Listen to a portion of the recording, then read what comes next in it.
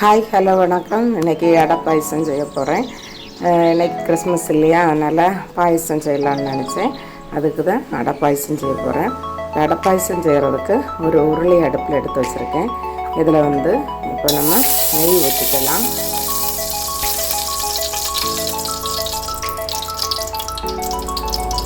நெய் ஊற்றியாச்சு. இப்போ நான் ஒரு அரை மூடி தேங்காய் சின்னதாக நறுக்கி வச்சுருக்கேன். அதை நம்ம இதில் போட்டுடலாம்.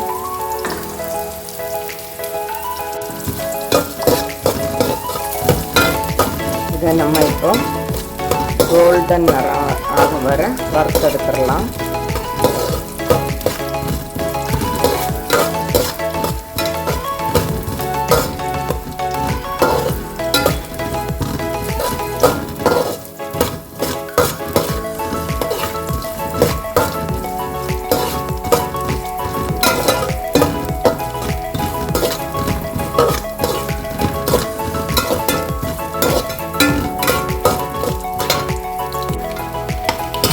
கோல்டன் நிறம் ஆயிடுச்சு. இப்போ நம்ம இதை ஒரு பிளேட்டுக்கு மாற்றிடலாம்.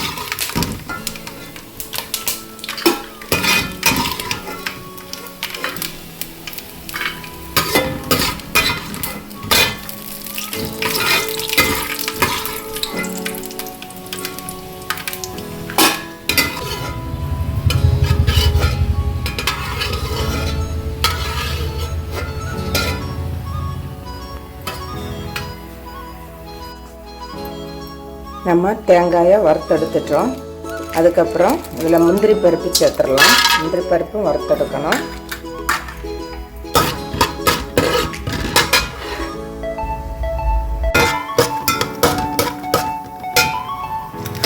இதில் இப்போது கிஸ்மிஸ் சேர்த்துடலாம்.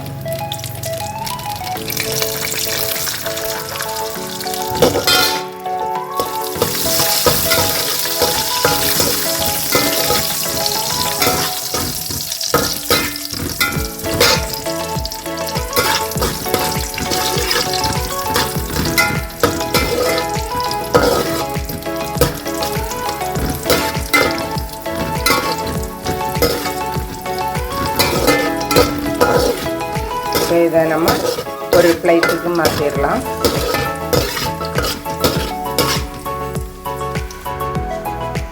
பார்த்தீங்களா, நம்ம தேங்காய், முந்திரி பருப்பு, கிஸ்மிஸ் எல்லாம் வறுத்தெடுத்துட்டோம்.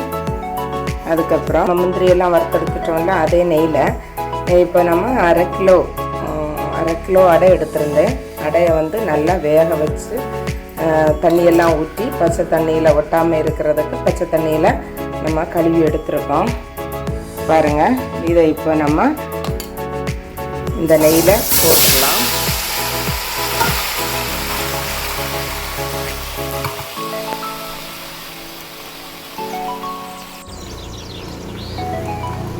பார்த்தீங்களா, இப்போ இந்த நெய்யில் இந்த அடையை போட்டாச்சு. இதை நம்ம கொஞ்சம் வதக்கிடலாம் இந்த நெய்யில்.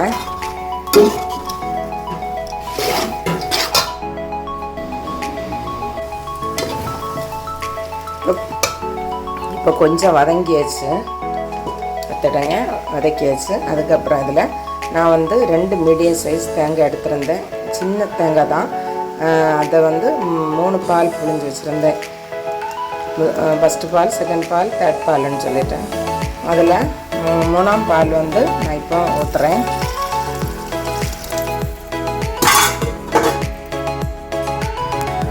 இந்த 3ஆம் பால் இந்த அடைக்க கூட நல்லா மிக்ஸ் ஆகி நல்லா இதாகி வரட்டும், அடையில் பிடிக்கட்டும்.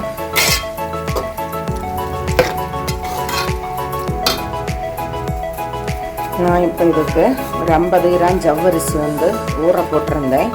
அதை நம்ம சேர்த்துடலாம்.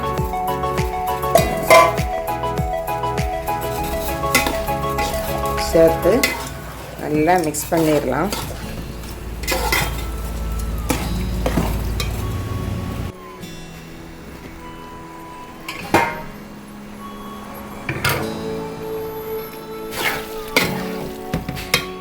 இப்போ நம்ம இதில் 2ஆம் பால் ஊற்ற போகிறோம்.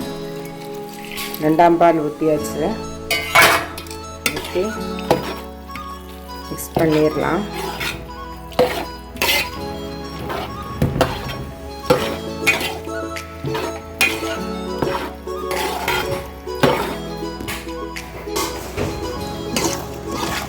இப்போ இனி இதில் நான் வந்து 3/4 கிலோ சர்க்கரை எடுத்திருந்தேன். அதை நம்ம உருக்கி வச்சுருந்தேன். அதை ஊற்றிடலாம்.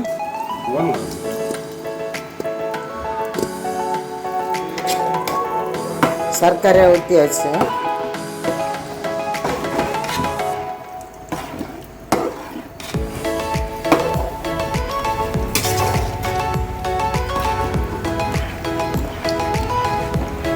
இந்த அடைக்கு பார்த்தீங்கன்னா நீங்கள் கருப்பு சர்க்கரை எடுத்திருந்தா நல்லா இருக்கும். கருப்பு சர்க்கரை எடுக்கும்போது அது கொஞ்சம் கலராக இருக்கும்.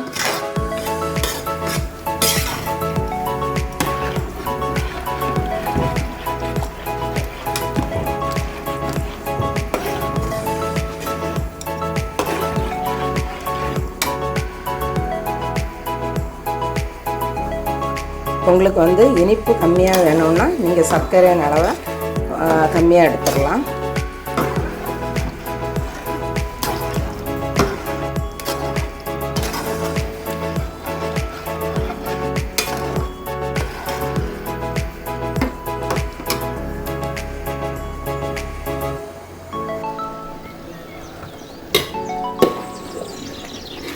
குடிச்சு வருது பார்த்தீங்களா? இனி இந்த ஸ்டேஜில் 1 டேபிள் ஸ்பூன் நெய் சேர்க்க போகிறோம்.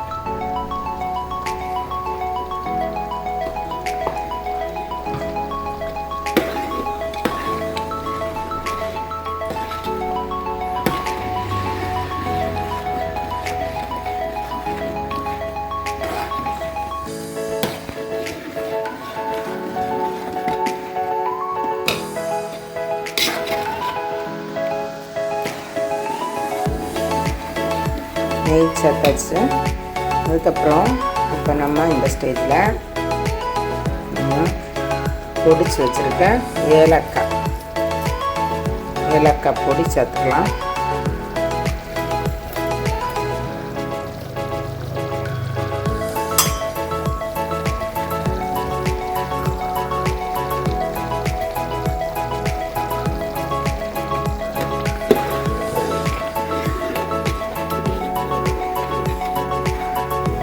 நம்ம அடை பாயசம் தயாராகி வருது பாருங்க.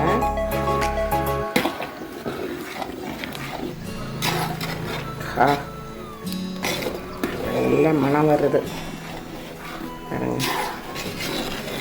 ஏலக்காய் மனம், நெய் மனம், அப்படி ஒரு வாசனை தூக்குது பாருங்க.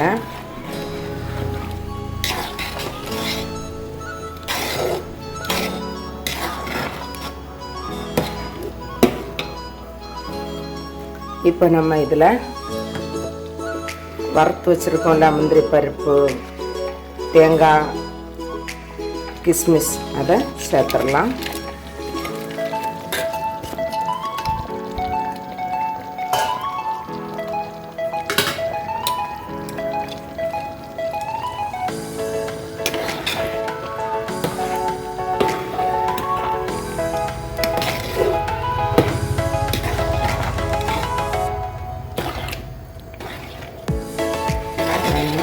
சேர்த்தாச்சு. பார்த்துக்கோங்க எப்படி கலர்ஃபுல்லாக இருக்குது பார்த்தீங்களா? இப்போது கடைசியாக நம்ம 1ஆம் பால் சேர்க்க போகிறோம். தேங்காய் பால் 3 பால் எடுத்து வச்சுருந்தோம்ல, அதில் 2ஆம் பால் 3ஆம் பால் ஊற்றியாச்சு. இனி முதல் பால், ஃபஸ்ட்டு பால் நம்ம ஊற்றிடலாம். இது வந்து ஊற்றுற பிறகு நீங்கள் கொதிக்க விடக்கூடாது, நல்லா கிளறி விடுக்கணும். இந்த நேரத்தில் நம்ம ஸ்டவ் ஆஃப் பண்ணிக்கலாம். ஸ்டவ் வந்து ஆஃப் பண்ணியாச்சு. இப்போ நம்ம பார்த்துடுங்க. நம்ம 1ஆம் பால் விட்ட பிறகு கொதிக்க விடக்கூடாது. கொதிக்க விட்டுட்டோன்னா அதுக்கு டேஸ்ட் மாறிடும். அதனால தான்